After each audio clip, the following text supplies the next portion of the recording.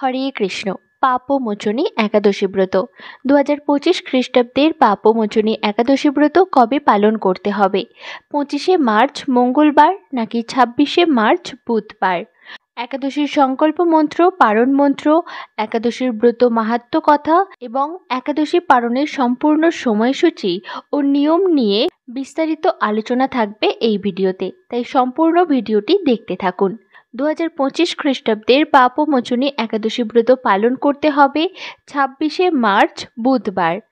একাদশীতে সূর্যোদয়ের পূর্বে বা সূর্যোদয় কালে 1 ঘন্টা 36 মিনিটের মধ্যে যদি দশমী স্পর্শ হয় তাকে দশমী বিদ্যা বলে জেনে পরদিন একাদশী ব্রত পালন করতে হয়। আর এই একাদশী মহা দ্বাদশী যুক্ত। 25শে মার্চ পালন না করে 26শে মার্চ বুধবার এই ব্রত পালন করতে হবে। একাদশীর সংকল্প করবেন কিভাবে? একাদশীর আগের দিন, একাদশীর দিন ও একাদশীর পর দিন যারা আমিষ আহারী তারা অবশ্যই এই 3 দিন আমিষ আহার বর্জন করবেন এবং একাদশীর দিন ভোরে শয্যা ত্যাগ করে শুচিশুদ্ধ হয়ে শ্রীহরির মঙ্গল আরতিতে অংশগ্রহণ করতে হয়। শ্রীহরির পাদপদ্মে প্রার্থনা করতে হয়, হে শ্রীকৃষ্ণ, আজ যেন এই মঙ্গলময়ী পবিত্র একাদশী সুন্দরভাবে পালন করতে পারি, আপনি আমাকে কৃপা করুন। এবং ভগবানের চরণে তুলসীপত্র ও রাধারানীর চরণে পুষ্প অর্পণ করে সংকল্প করবেন, সংকল্প মন্ত্র উচ্চারণ করে। সংকল্প মন্ত্র এই ভিডিওর স্ক্রিনে দেওয়া হলো।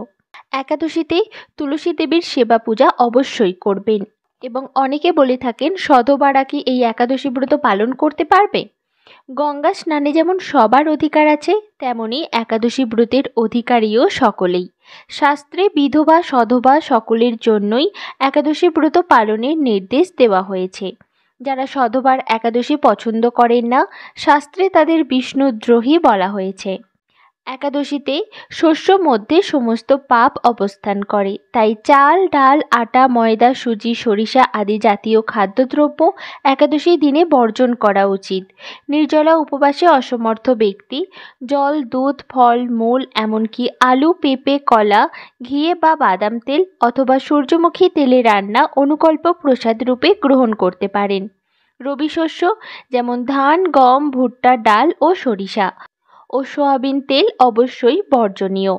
একাদশীতে গায়ে তেল মাখা, সাবান মাখা, পরনিন্দা, পরচর্চা, মিথ্যা ভাষণ, ক্রোধ, দিবানিদ্রা, সাংসারিক আলাপাদি বর্জনীয়।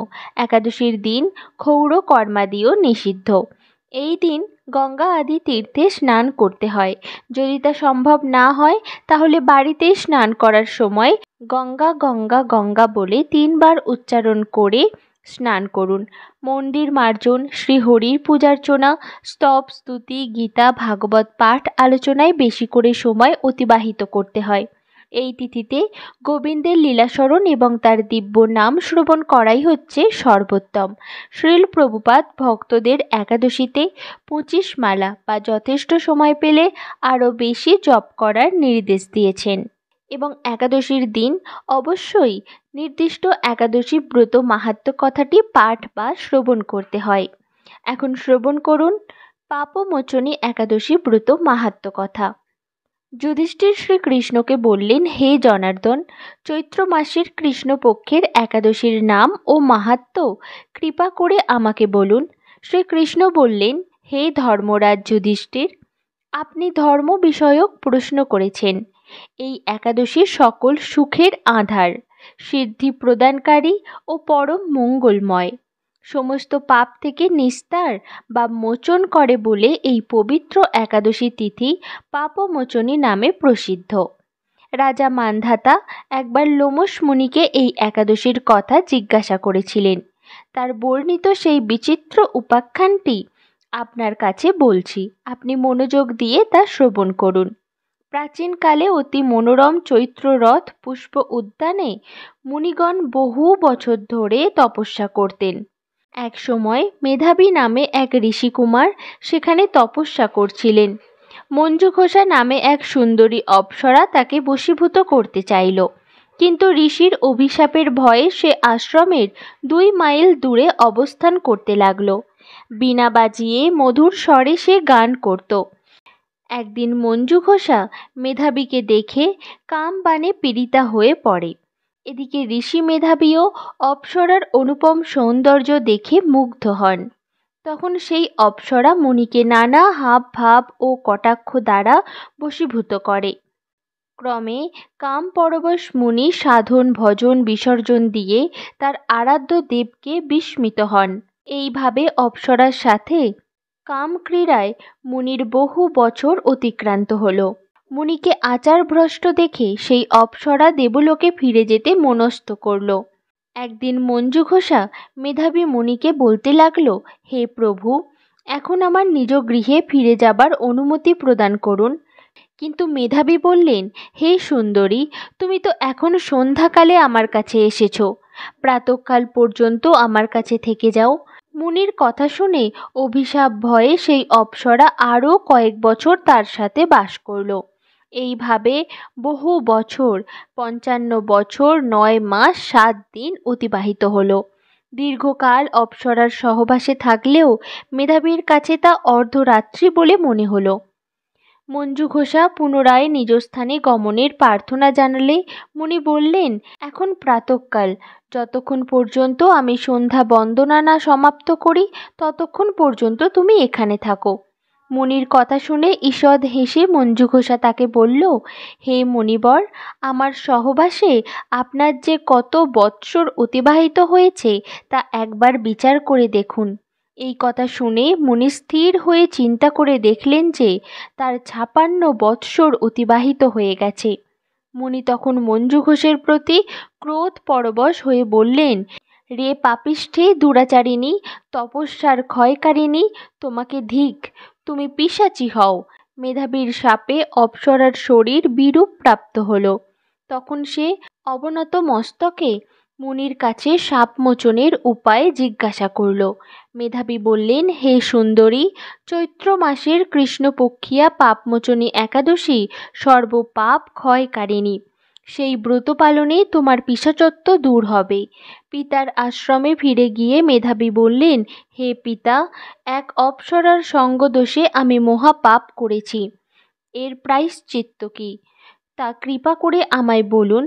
উত্তরে চবনমণি বললেন, চৈত্র মাসের কৃষ্ণপক্ষিয়া পাপমোচনী একাদশী ব্রতের প্রভাবে তোমার পাপ দূর হবে। পিতার উপদেশ শুনে মেধাবী সেই ব্রত ভক্তি ভরে পালন করল। তার সমস্ত পাপ দূর হল।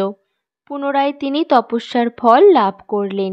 মঞ্জু ঘোষাও ওই ব্রত পালনের ফলে পিশাচত্ব থেকে মুক্ত হয়ে দিব্য দেহে স্বর্গে গমন করল। হে মহারাজ, যারা এই পাপমোচনী একাদশী পালন করেন তাদের পূর্বকৃত সমস্ত পাপই ক্ষয় হয়।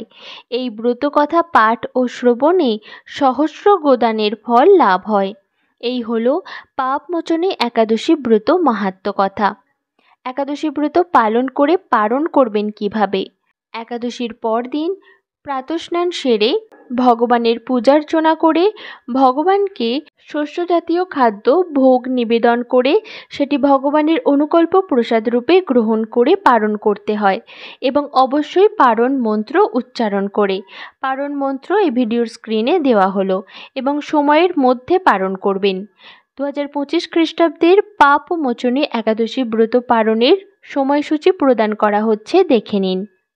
পশ্চিমবঙ্গ 5টা 34 থেকে 9টা 39, বাংলাদেশ 6টা 2 থেকে 9টা 55, দিল্লি 6টা 16 থেকে 10টা 23, বৃন্দাবন 6টা 15 থেকে 10টা 21, উত্তরপ্রদেশ 6টা 3 থেকে 10টা 9, মুম্বাই 6টা 36 থেকে 10টা 41, পুনে 6টা 32 থেকে 10টা 37, নাগপুর 6টা 11 থেকে 10টা 16, চেন্নাই 6টা 8 থেকে 10টা 12, ভুবনেশ্বর ওড়িশা 6টা 44 থেকে 9টা 49, ঝাড়খণ্ড 5টা 45 থেকে 9টা 50, বিহার 5টা 43 থেকে 9টা 49, ছত্তিশগড় 5টা 59 থেকে 10টা 4, শিলং মেঘালয় 5টা 19 থেকে 9টা 25, গৌহাটি আসাম 5টা 19 থেকে 9টা 25, আগরতলা ত্রিপুরা 5টা 22 থেকে 9টা 27, মিজোরাম 5টা 15 থেকে 9টা 20,